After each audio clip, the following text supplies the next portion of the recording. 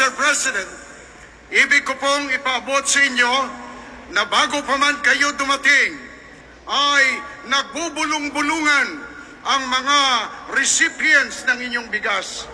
Nagsasabi sila na sa tanang buhay nila ay ngayon sila makakatikim ng bigas na kasing bango ng presidente ng Pilipinas.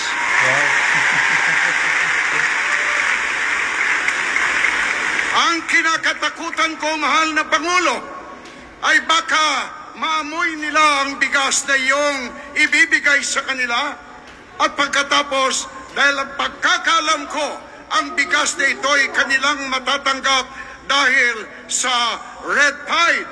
At ang kinatatakot ko, mahal na Pangulo, ay baka magdasal ang mga ito na araw-araw ay may red tide sa Capiz.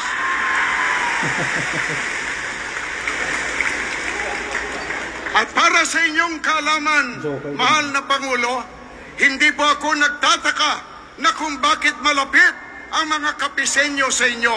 Dahil bago po kayo dumating, ay kumpul-kumpul ang mga ibon na nakapatong dito sa bigas na nakatumpok sa ating likod. Kaya napagsabi ko sa sarili ko na kung ang ibon ay dumarating, pag dumarating ang Pangulo, lalong-lalo na ang mga Capizenyo. Pero bago ako magtapos ng aking pananalita, alam niyo po dito sa aming probinsya, mahal na Pangulo, pag may dumarating na bisita, ay pag sila'y pumalakpak, nagigiba po ang aming stadium.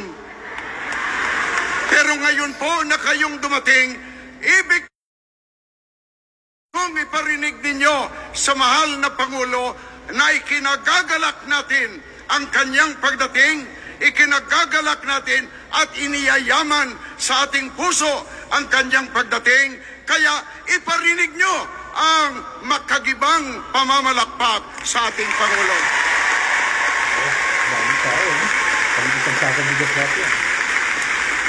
Mahal na Pangulo, hindi lang po yun palakpak, may dalang sigaw pa po yun.